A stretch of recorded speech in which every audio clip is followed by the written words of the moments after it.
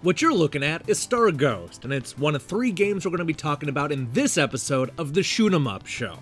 This is the show where we turn the spotlight to those dedicated developers that are still making fresh new shooters. Today's entries include an early access look at Blazing Beaks, a review of the long-overdue sequel Son of Scoregasm, and, of course, the aforementioned Star Ghost on the Nintendo Switch.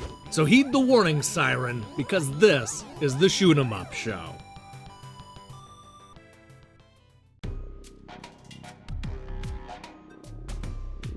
Phoenix, Birdo, Storm, Eagle.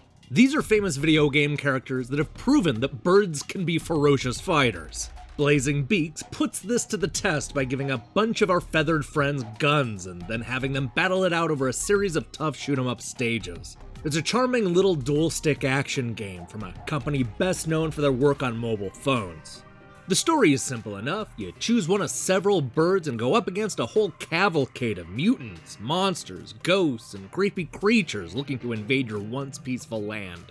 It's a 1 or 2 player romp with all kinds of secrets to find and artifacts to collect, along with some tense boss fights and a nice mix of procedurally generated levels. The version I'm playing is currently in early access, where it'll be for at least a few more months. But even in its early state, Blazing Beaks shows a lot of promise. The gameplay is fast and fun, the bosses are appropriately challenging, and I like a lot of the enemy designs.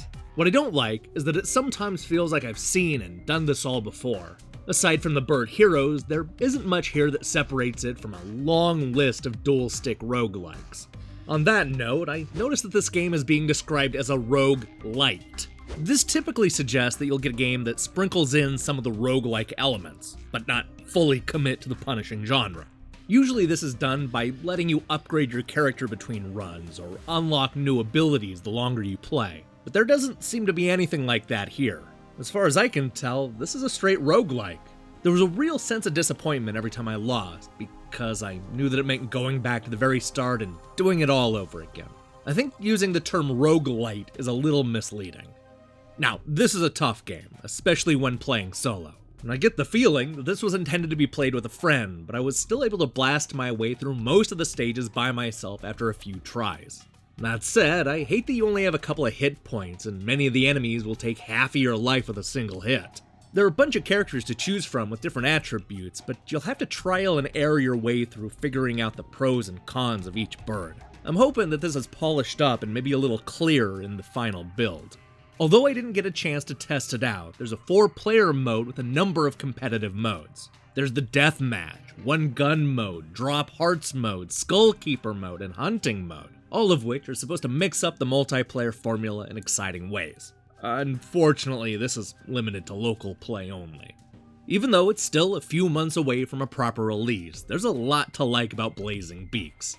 The gameplay is responsive, the action is fast, and the characters are a lot of fun. It's not especially original, and there are still a few things I'd like to see fine-tuned before launch, but I think this is a dual-stick shooter worth keeping an eye on.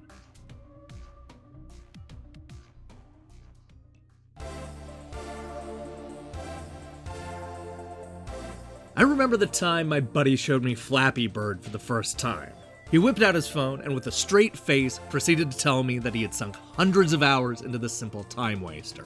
I wasn't won over, and I'm pretty sure I made some snobby comment about how I prefer console games for their depth and playability.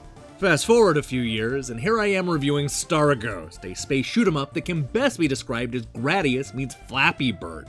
Yeah, if you pause the video and listen carefully, you can hear the faint sound of my buddy getting the last laugh. You take control of a Roomba-shaped spaceship that flies through the air picking up rings and power-ups. The trick is that the ship doesn't fly in a straight line, so you'll have to keep tapping that thrust button in order to keep the ship from dropping to the bottom of the screen. You'll also need to shoot down waves of bad guys, which is complicated by the button tapping gameplay. It's a simple premise that's a lot of fun for the first few plays. The problem is that once you die, you have to start over from the very beginning. Now, to be fair, there are times when you can buy continues, but I have a hunch you're gonna be seeing the first couple of stages more than you'd like. I also didn't like how quickly things can spiral out of control. There are some stages where the path is a little too narrow, so one smack against the wall will send you bouncing all over the place. This is uncontrollable and always frustrating. Star Ghost is the kind of game you play for a few minutes when you're on the bus or waiting for a friend to show up. So, I don't know, perhaps it's a good fit on the Nintendo Switch. It's also fairly cheap, coming in at around $9. I got sick of the repetition and can't imagine putting hundreds of hours into the game, but I suspect I'll jump back in from time to time and keep it ready to go on my Switch.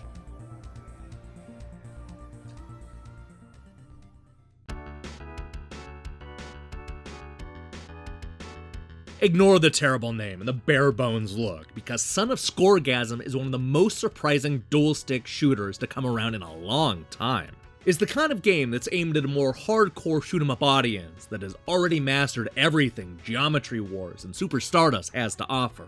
This is a tough little game that's equal parts exciting, frustrating, and satisfying. The sequel to the 2011 breakout hit Scoregasm, this follow-up gives us a brand new batch of 28 action-packed stages and 7 different endings. It's all laid out on a grid that reminds me of Outrun. The idea is to complete a small self-contained stage with waves of enemies, and then exit to another small self-contained stage with waves of enemies. But don't let that simplistic objective fool you, because Son of Scoregasm is rife with creative obstacles. Every stage will throw something completely new and different at you, forcing you to throw out what you'd used in another stage and then come up with a whole new strategy. For example, you'd be dodging a laser grid in one stage, pushing back large spiked rollers in another, and then trying to stay in the middle of a moving triangle that's inside of a larger triangle. Some stages will throw in enemies you can't kill with your standard gun, while other times it'll be all about surviving a spiral of aggressive bad guys. Now, the stages themselves aren't especially long, but they're tough. This is the kind of game where you spend close to a half hour trying to beat a boss or make it past an especially tough obstacle. I like that this game strips everything back to the bare essentials, focusing solely on creating a bunch of unique stages that feel completely different from one another. Even on the easiest difficulty, the challenge is going to turn a lot of players off. I love the battle it puts up, and I couldn't wait to see what they were going to throw at me next. That's rare for a genre that's been a bit stagnant recently. It's not as flashy or as accessible as something like Geometry Wars, but Son of Scoregasm more than delivers with fresh and creative level designs. Just ignore that terrible name.